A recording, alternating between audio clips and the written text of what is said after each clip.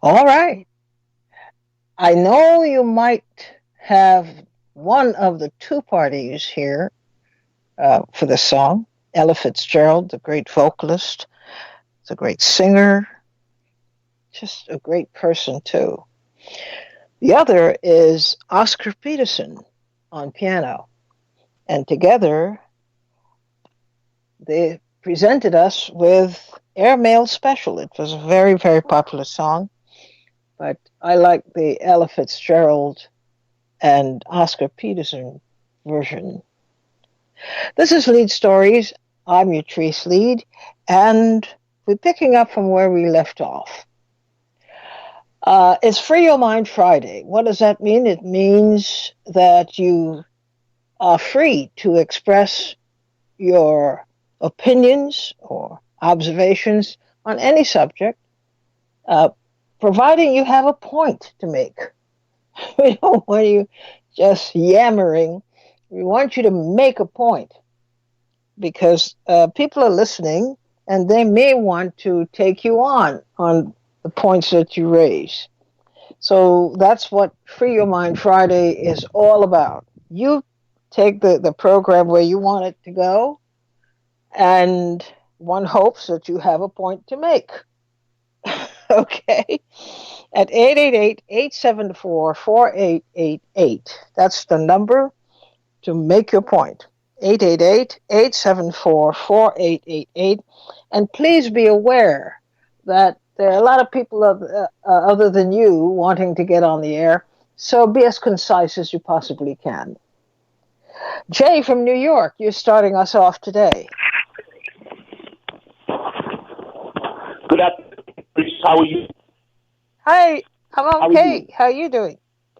I'm good. Listen, I would just like to say that we finally may have things in play to get rid of Donald Trump. Finally. Because it seems like the rest of these two individuals in regards to the whole Ukraine situation and Giuliani.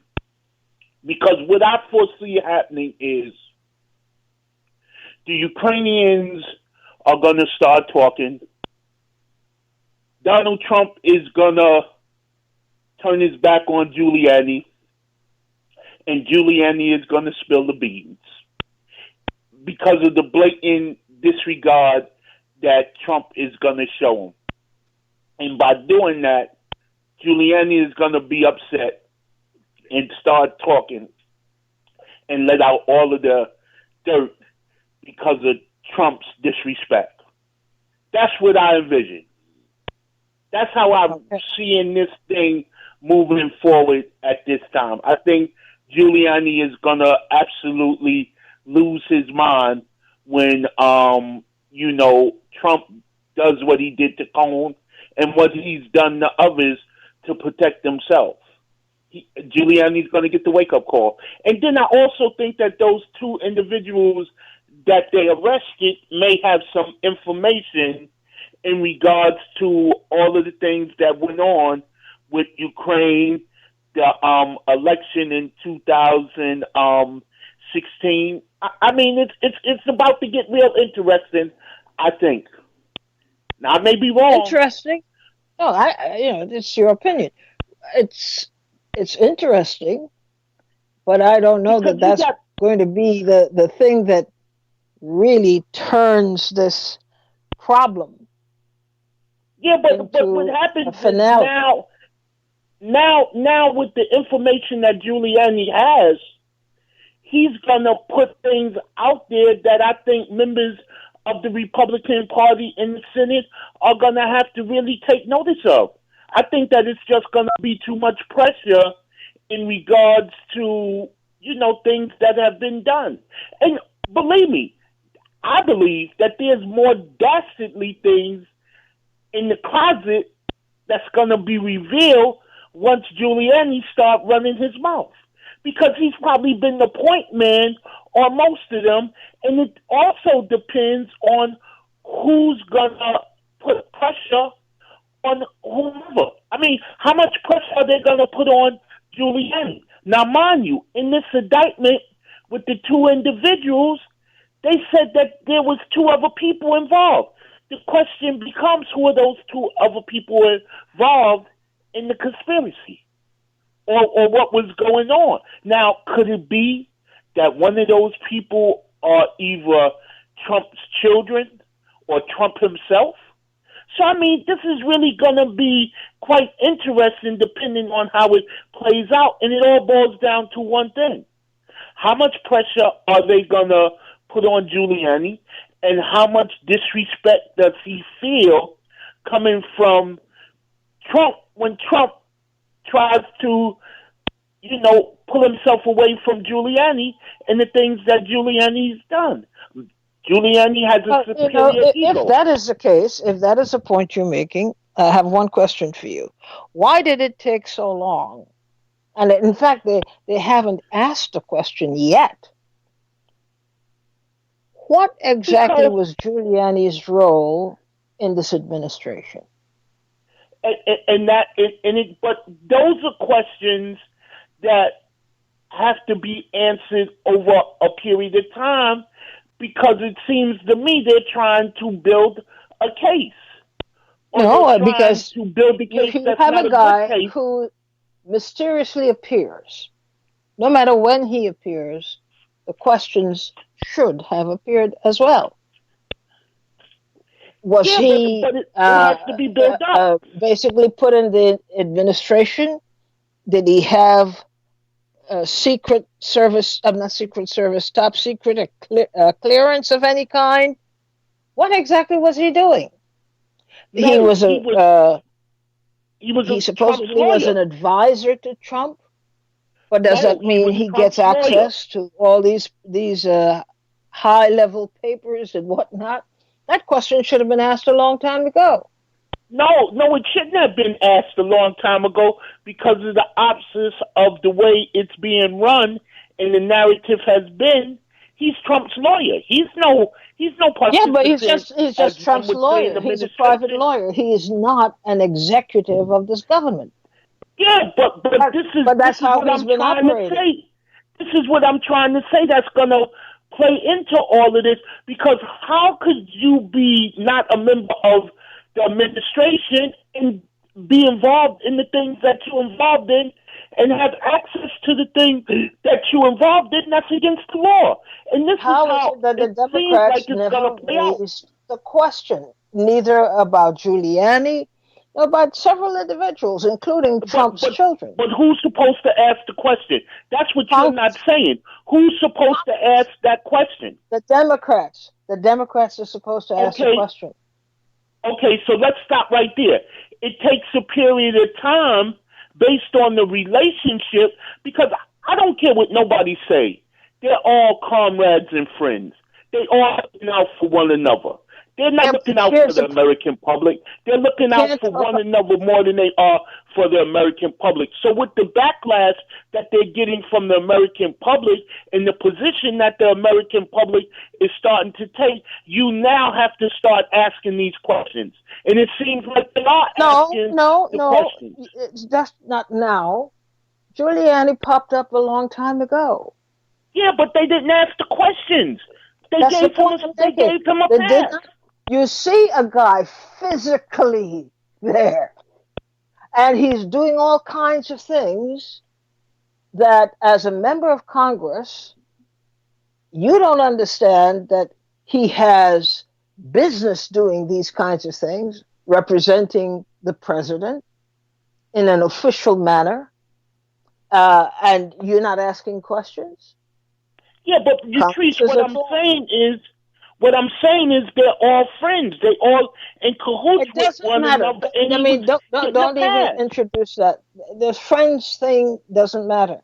The fact is, that was one of the first indications that the Democrats just fouled up. They refused to ask the questions. And why wouldn't you It's ask the question? Because you want to protect your friends. You want to protect your allies. You want to protect no, it's your not that deep. coworkers. It really isn't that deep. All it Well, you don't think it's is that deep, but I ask do. the question. I'm saying from the point of view of those who should have been asking the questions. You've seen people moving in and out of this administration that you, as members of Congress, you have no idea why they're there. You're seeing them popping up all over the place, acting as if they have authority to represent not just the president, but to represent the government of the United States. You're not asking questions.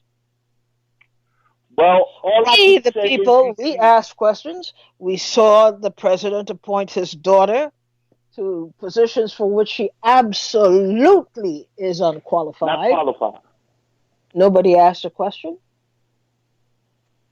And Well, because nobody asked a question, she continued to represent that she was like a personal representative, not only of the president, but of the country. This woman showed up at all these international meetings where she had no business showing up.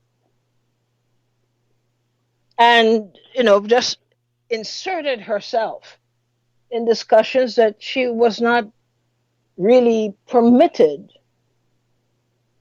to okay. participate in. So whose job was it to put a stop to that? Was it the president's job to put a stop No, to that? no, no, Was it Congress, he the did Senate? what he Whose job wanted was to it? do. He put his daughters, he put his sons, and other unqualified people to do things. But whose job is it to stop it? Whose job is Congress. it to put a stop to it? I'm answering you. Congress. So Congress is not doing their job then. That's my point. But A I never long thought they time were doing ago, their job anyway. Trump gave indication that he was not to be monitored and he had no one to answer to. That was his point. In your face, this is what I can do. I can grab Joe Schmo off the street and hand him the briefcase with all the codes and say, okay, from tomorrow you are handling nuclear issues for the United States. And he got away with things like that for quite some time. Well, the Nobody, chickens are coming home to roost. I believe what, the chickens are coming home to roost. uh, we say things like that, but we really don't mean it. If we meant it, we would have put a stop to it. All right, We, I hear you. when you talk about chickens, really, you're talking about us. We are too chicken to take on this president That's and true. too chicken to press the point with members of Congress. What do you mean? Imagine if we You have people in and out. They're doing what they want. The military uh, jets and so forth are like your personal taxi. This and you think that this is something that the American people should tolerate? Get out of here. well, Teresa, I'll leave you with this.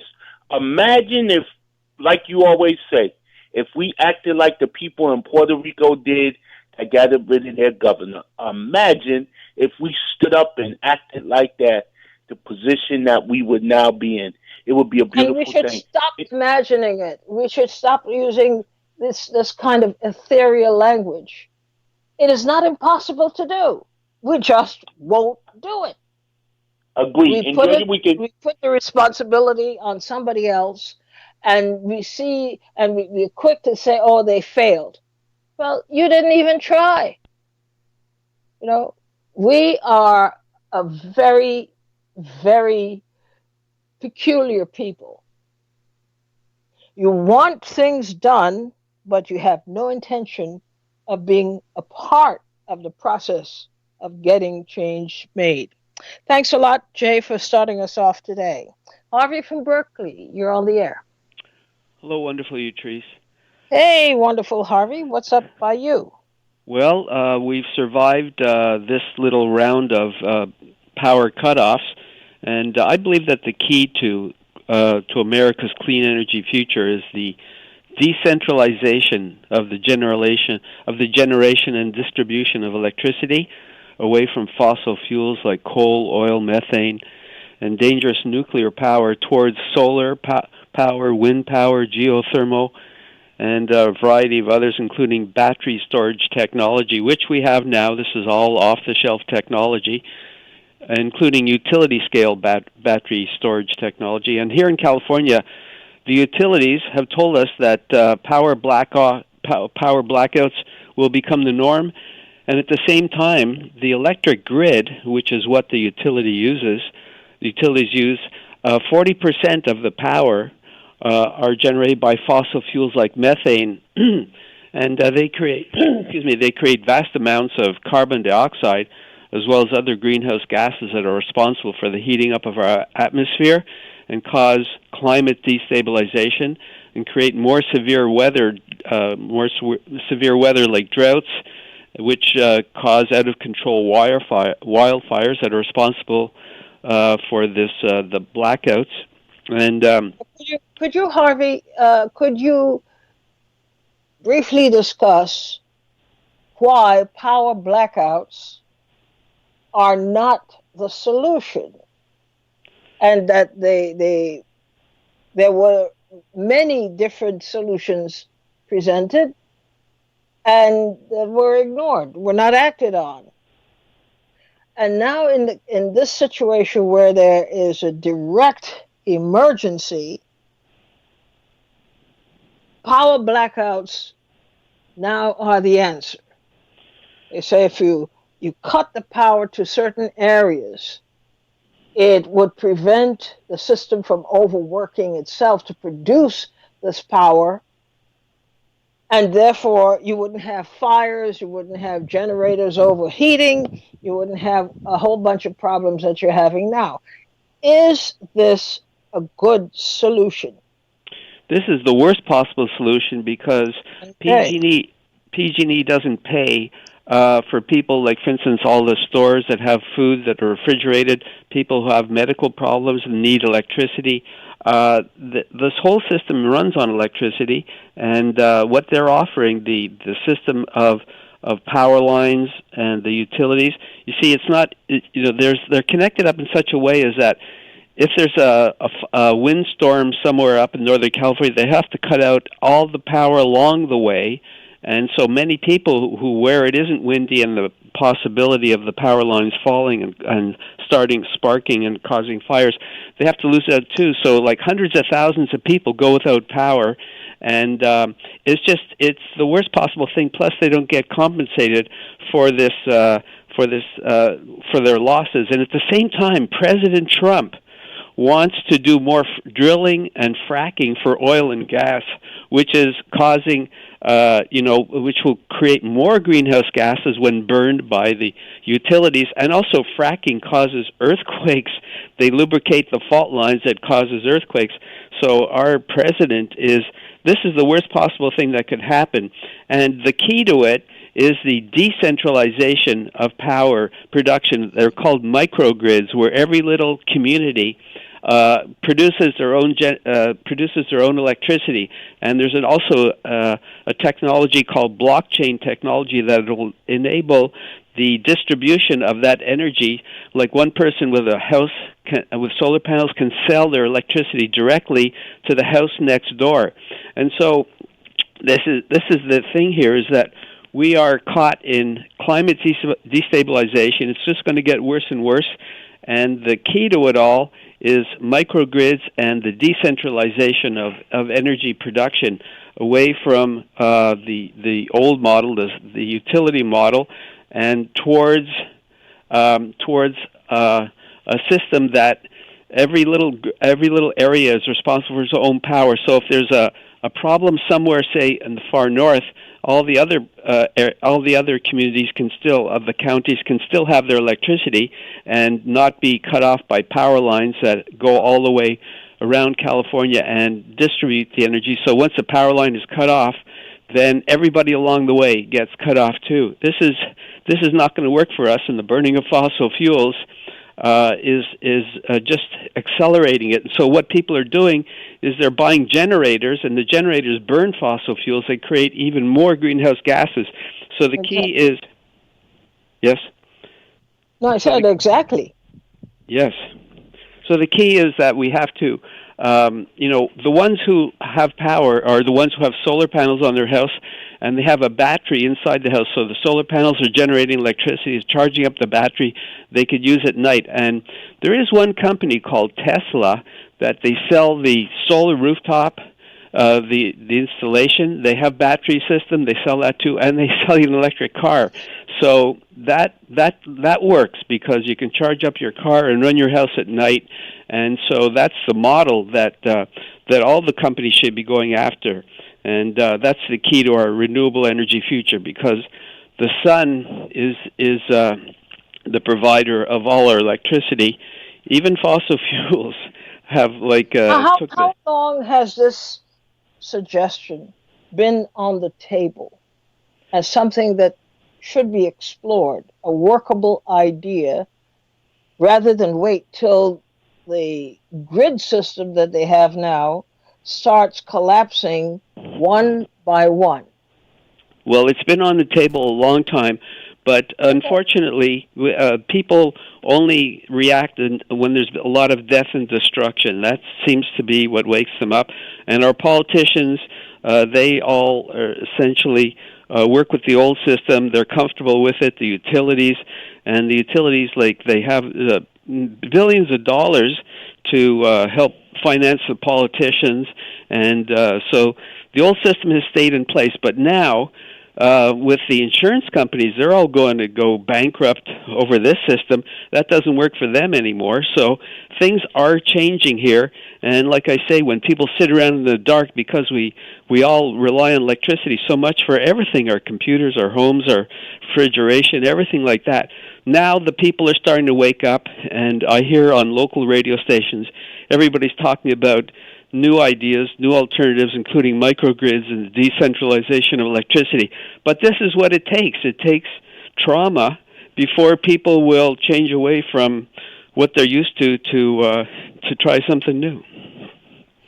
And they still think this is the people now. They've been presented with a workable alternative and cheaper, by the way. But they didn't insist that it be considered, seriously considered, to replace the system that they have now. So now here's what we have. We have, and I would say, like 15 or 20 years, these ideas have been floating around. And now people are getting upset because the inevitable became the evitable. And they're looking now for people to solve the problem that was within their purview to solve. They had the ability to insist that this be taken seriously. Here we have a crisis. And you had at least 15 years to consider good alternatives and cheaper alternatives. They did not do the job. And that's what we get. We can't always point the finger at government. This is my point. Largely, the problems that could have been solved by us were not, because people didn't want the responsibility. They didn't want to get involved. Well, you get involved now when your pacemaker starts acting up, and when your parents can't breathe right because they need to have that ventilator. Now it becomes an issue, and they want it solved now. No, we have to hold people responsible for their own problems too. You could see people have been talking about this for years. You could see what would happen if the grid just collapses. Well, now you're seeing it, and it can't be solved by next Tuesday. Thanks, Harvey, for your call. Jose from Rosedale, you're on the air. Greetings, my professor. Hope all is well with you. Thank you, and I hope the same for you. Thank you. Thank you. You know, in my humble opinion, as I've often said, as an old timer, I've lived on this planet long enough to experience so many things, seen so much, and I think I have learned something along the way. I think we are living in extremely dangerous times in this country. Not that we have been through extremely dangerous time, because it couldn't be more extreme than slavery. But we are living under a regime that I think it's very, very dangerous. This regime has been, it's not that the American people had no idea of what they were in for. But this man and his regime has served the interests of the powerful, right? They saw no threats coming from him because their interest was well provided for. But what was so sad and unfortunate is that majority of the American people, and I'm talking mostly white folks because they are the majority in this country, they are revel for some reason in their whiteness because they believe that what this man what he's spewing out, it won't affect them. It will only affect the minorities, the black and Latinos and the immigrants. That everybody usually, when all else fail, they usually find the immigrants and the minority to vent their anger upon. And as I said, the white folks, most white folks, they sit back and they revel in their whiteness because they say this is not happening to them, and their interests are being taken care of. And once you have these folks who believe in this system, they have been fed this system from for centuries, that there is no alternative to capitalism, white supremacy, imperialism, and so forth. And they believe that they should be the ones to control and dominate the interests of others throughout the world, that they are number one, militarily and otherwise. And when you have a people believing in these things, it is easy for someone to come along of their ilk and their kind to bamboozle them and to take them down to similar to what Jim Jones did to those folks in the jungle of Guyana. Now, it's just that. I have to challenge you on these things because I have to challenge you on several of your premises. Yes. You speak as if this is true of all white people. I'm not picking up your. Can you repeat, please? I said you speak as if this attitude applies to all white people, and that you have scientific proof that that is true. My professor, I could not stand here and tell you that that is the case with all white people. Maybe just my manner of speech, but you know I could mean all white people. See, this is where it's different now. We can't make statements, bold statements, and just attribute it to your manner of speech. It's like saying all black people are ignorant. No, you can't make these statements as if they were fact. And I'm asking you for the facts. Well, can we move on? If I say to you that if an apology is needed, then I will gladly apologize. I didn't mean all white people, but it's the same as in Nazi Germany.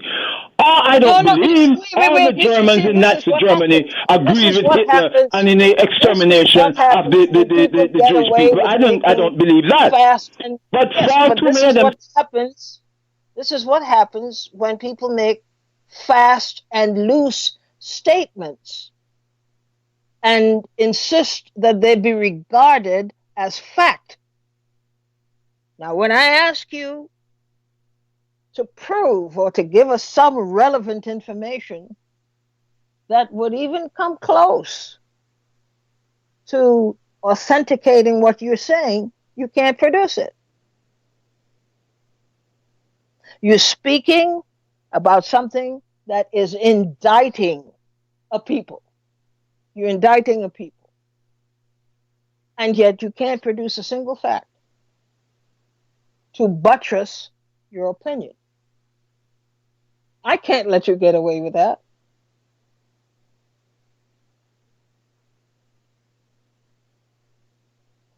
See? You went People quiet. against slavery. What year are we in right now? 2019. We are Mm-hmm. quite a distance away from slavery, wouldn't you say? Baseball? We are quite a distance away from slavery as we That's what you understand think. it. I'm sorry? That's what you think. All right, well, then we have an unbreachable uh, uh, situation here. I'm saying to you, you're not making sense when you stand up and use the airwaves. That is where I come in. Because part of my job is to make sure there's no abuse of the airwaves. You are entitled to express a view. Okay. But I caught you up on, well, where are your facts? What more And do you want me to say you to you? haven't been able to produce one. And you now just wipe it over by saying, well, that is how I feel. That's not enough. What more do you want me to say? I ask you, You cannot. if all white people were against slavery, why did it last so long? And if all Germans was But against you're what moving Hitler on did to to the Jewish another people, question, why did it which last has so long? you Were no they no able to no no. destroy Let's so many deal with millions this of now. people? Let's deal with this now. You're moving on to another question that had no relevance to your original question. And that's what people do when they get caught and they try to shift and No, try. You I'm not have fault. I no. find that you're wasting You have. I'm sorry. simple issue. I've made my point and I've said to you, I apologize if it offended you and we can move on. But you It's not. prefer to No no no no. filibuster That to spend all you this are time on this issue. misinterpreting everything. It is But not you're about whether you filibustering the time, my offend professor. me. It is not whether you are offending me. It is whether you are offending anybody. When But you are you take. filibustering the time. How much time are we spending on that issue? May I at least try to communicate to you? And this is part of the responsibility that we bear as people who come to the forum to present ideas. The first thing that you did was to assume you would just be permitted to, to say things that have no basis in fact. And secondly, that I have no reason to challenge you or question you about the premises upon which your opinion is based. And you're I wrong didn't on say both you can't counts. challenge me, my professor, but I'm simply saying I've given you my opinion and I've made a few cases to you, but you choose to stay on this forever and you're using the time to just filibuster. Well, why don't you understand it in a different way?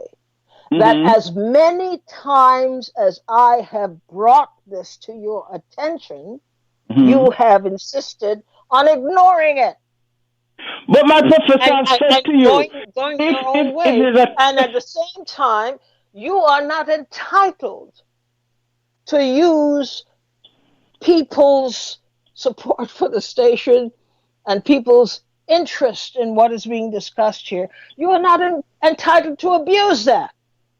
And I have to check you. so I'm asking I you have to. again for the last time.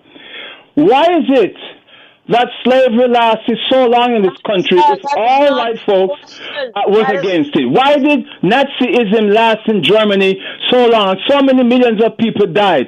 If all that the, if that is some of the German people was not for it, why? well. Let me put it bluntly from my perspective. Hmm. That is not an intelligent question. In your It's not, opinion?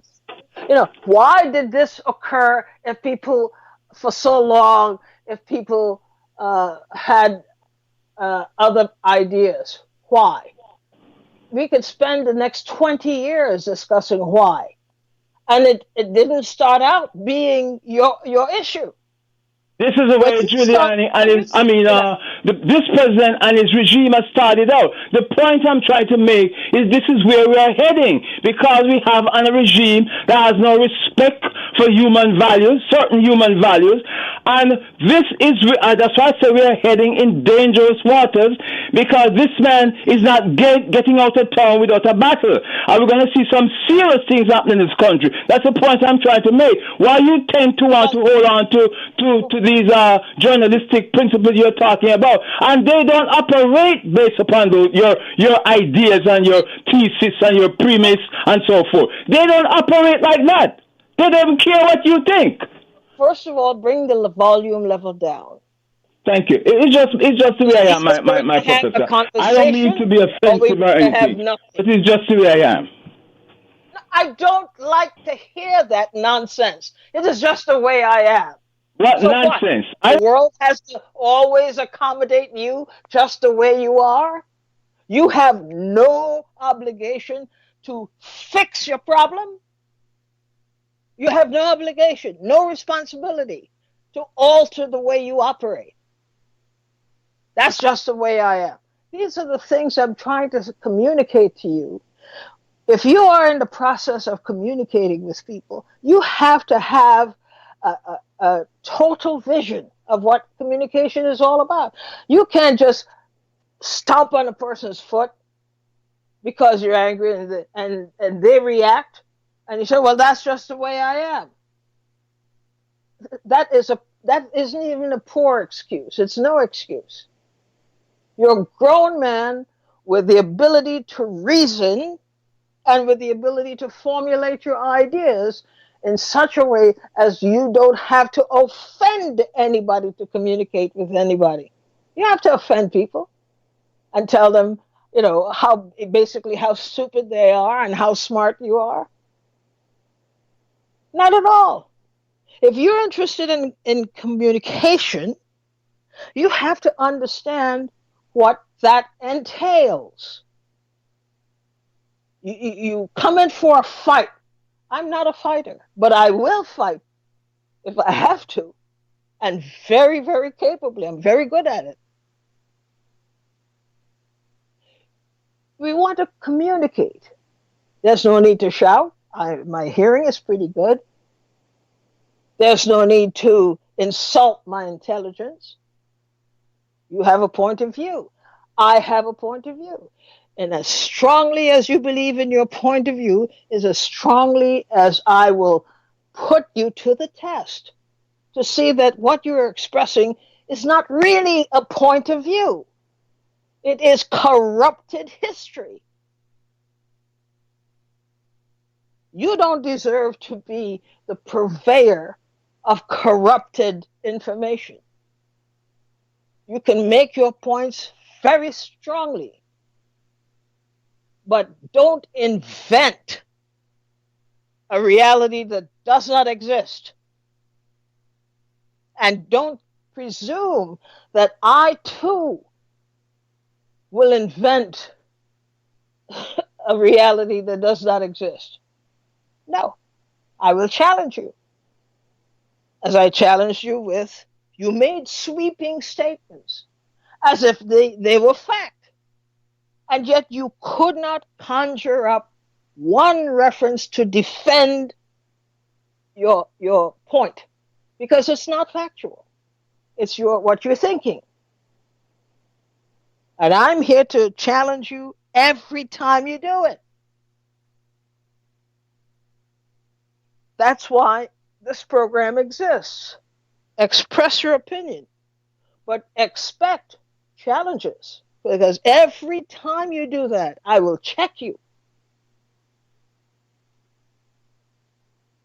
And I'm not fearful. Let's move on. Leona from Michigan, you're on the air. Treese, thank you for taking my call. Oh, thank you for calling. Yes, ma'am, and thank you for that interesting session on communication, what it means, what it doesn't mean, how to do it, how not to do it kind of deal. I'm going to listen to that again on the archive. It's very Now, important. I could mm-hmm, have the most virulent challenger on my hands, but he would mm-hmm, never be able to say that I prevented him from making his point. Whatever mm-hmm, it is, I will disassemble his point right in front of him. If he mm-hmm, chooses to accept it, fine. He chooses not to accept it, it's okay. But this is our common ground right here. This is sacred ground. We don't promote lies. We don't promote things that are just not true as if they were fact. We mm-hmm, don't. got it. This is a Yes. shared space, and you have to respect, what goes with that. It's a shared space. People have different points of view, and I like that. But different points of view that are tantamount to misinformation and disinformation and sometimes plain outright lies, I can't allow it. I have to Mm-hmm, speak up against it. mm-hmm. Thank you very much for that. Now, Oh, I was calling because go I had ahead. two things. I'm sorry. What did you say? Go ahead. I said, Okay. go ahead. Okay. I have two things I wanted to share. One was that on October 4th and 5th in Louisville, Kentucky, at Simmons College, there was an inaugural conference by this organization called ADOS, American Descendants of Slavery. I was not able to attend, but I did watch it via live stream, and I found it to be worthwhile to listen and learn. Um, a couple of quote unquote big names came through there, like Dr. Cornel West and Marianne Williamson, the presidential candidate. Mhm. And there were panel discussions and very enlightening, I found it very enlightening presentations. For example, one by this young woman, her last name is Harris, about ADOS and housing, wealth extraction and gentrification, what it is, how it works, what you can do about it. Uh, I only watched the Saturday portion. I don't know if the Friday portion. I don't know if the Saturday portion was live streamed or not. But for anyone who may be interested, they do have a website. They have what they call a Black Agenda. The website is ADOS101.com. Some of the leaders or founders of this organization one is a woman by the name of Yvette Carnell, and the other one is a black man by the name of Antonio Moore. Yvette Carnell used to work on the Hill for a couple of Democratic Congress people. She's a Howard grad. Antonio Moore is an attorney, and both of them they work pretty closely with Dr. Sandy Darity, who is a economist at Duke University, and in addition, they also work with Dr. Kevin Cosby, who is the president of Simmons College. Simmons College is a historically black college, I found. But I wanted to just share that information is out there and available, and for folks who want to get accurate information about this group, because I've heard them slammed in ways and misrepresented by other people too. I have been watching their YouTube sessions in terms of the political education that they offer and things like that, and I find that other people are making comments that don't reflect the truth about what these folks are trying to do. And let me also throw this in. I don't know if you're aware or not, but there's this huge Supreme Court case coming up that involves Byron Allen and Yes. Comcast. Byron Allen is this media well, I don't know how to describe him. He's a former comedian, but he owns a lot of TV stations, and he's been in a fight to try to get his stations on Comcast. And Comcast is refusing, and Byron Allen took them to court a couple times and won the case based on this Civil Rights Act of 1866. Now, Comcast appealed Byron Allen's 2 wins, and they're going to the Supreme Court because Comcast wants the Civil Rights Act of 1866 reinterpreted another way. It's Section 18. No, I forget what section of that Civil Rights Act. But part of that act is that black folks, are supposed to have, access to business or what have you. But Comcast, my understanding again, Comcast is saying that you have to prove 100% that we didn't work with you because you were black. What I mean is, you have to prove that race is the only reason, the 100% reason that we did not work with you. And that's how they want this law to be interpreted. Versus, if you can prove 80% that it was race or 90% that it was race, they don't want that to count. They want you to prove it 100% that race was the reason we're not working with you. And that's a reinterpretation of that 1866 Civil Rights Act. And I didn't know about this fight until I started checking out ADOS. They were the first ones who brought that up to me. I've since shared that information with others. But that's one thing. That's one thing I wanted to share. The second thing I wanted to talk about was this system of racism, white supremacy, and I do consider myself a victim of racism.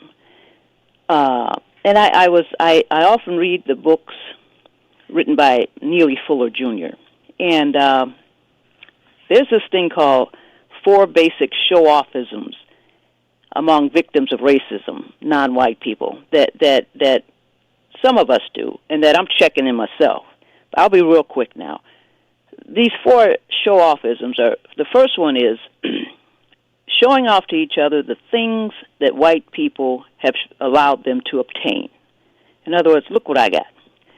The second show-off is showing off to each other the information that white people have allowed them to obtain. The third one is showing off to each other their ability to belittle each other. And the fourth one is showing off to each other their ability to make sexual impressions on each other. This is straight from Neely Fuller's book, page 119, the revised edition. But he also adds that the reason we do this, some of us, not everybody, they do this as a means of trying to make the overall effects of racism, white supremacy, on their quote-unquote personal affairs seem unimportant and or non-existent. I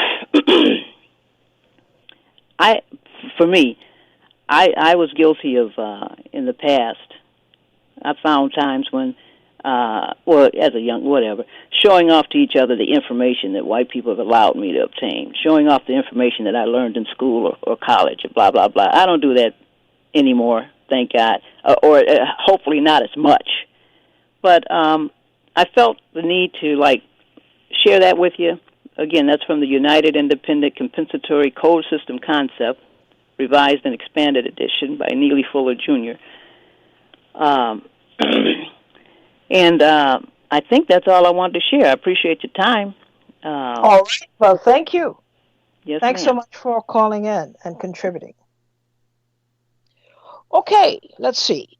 Mitch, you're on the air from New York. Oh, that was a terrific call. I really appreciated her. Great call. Yeah, I'm calling in to say that the way our lawmakers are pushing the impeachment for Donald Trump and putting out, how inadequate a person he is, which is true.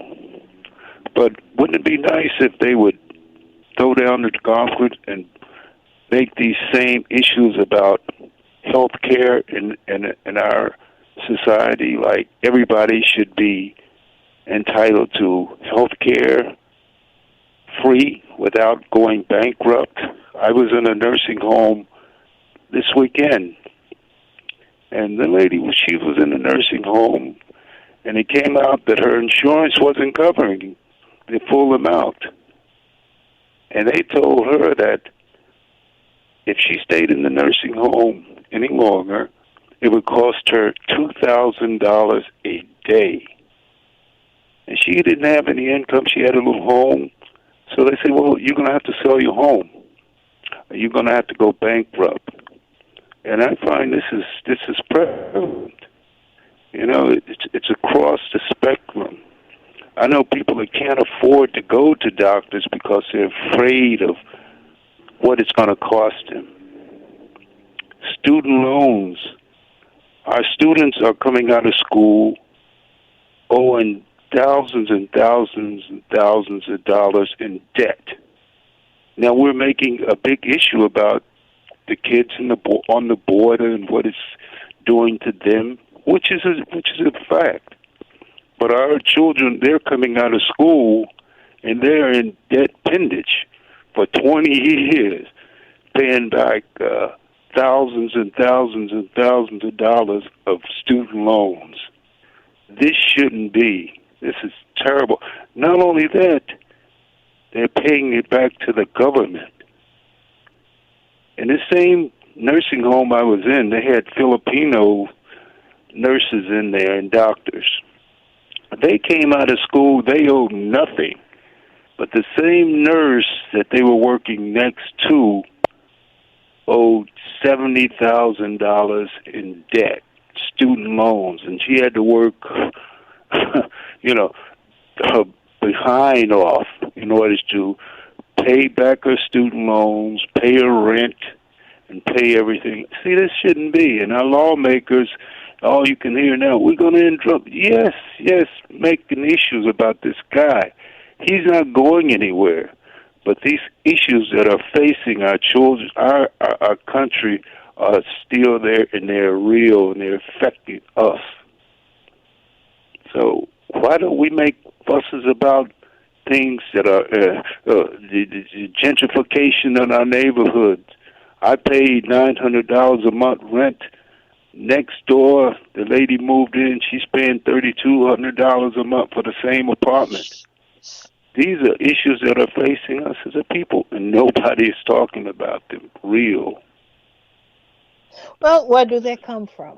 You have a sympathetic voice in the White House and at the state and city levels because real estate is a big factor in how these people became wealthy. So they're tied into an industry and they have a sympathy for the industry, and at the expense of the people who everybody needs a place to stay, everybody needs a place to live. It is amazing how they can't see that, or they won't see that because it's not in their interest. So they block it out. So what about student loans and these kids coming out of school owing all of this money? You know, like my granddaughter, she's coming out of school. Luckily, we can help her out in some ways, but she owes $70,000, and she's only 23 years old. You know, and that's across the board. You know, yes, I know but people that are in their 50s. Imagine if we put our dissatisfaction together and make it a people's campaign. These are the things we want. We confront everybody running for president now. And we confront everybody in Congress now. These are not extraordinary demands. We're talking about humanitarian existence here. Your point is very well taken, and it is especially brutal on the elderly and on the younger people who are just starting out in life. I don't see how anybody could think that this is okay. But apparently our lawmakers do. I mean, look at the fuss they're making over Donald Trump. Donald Trump is not going anywhere. He's not. He's not going anywhere. And these same people that are making this fuss about Donald Trump are saying nothing about issues that affect us down on the ground. Nothing. All of these lawmakers probably are taking monies from the healthcare industry, from the banking and all of this stuff. These are issues that they don't want to touch. But if we get together and say organize, and we get young people in there with young ideas, get rid of these people that has been there for 10 and 15 years, just vote them out of office.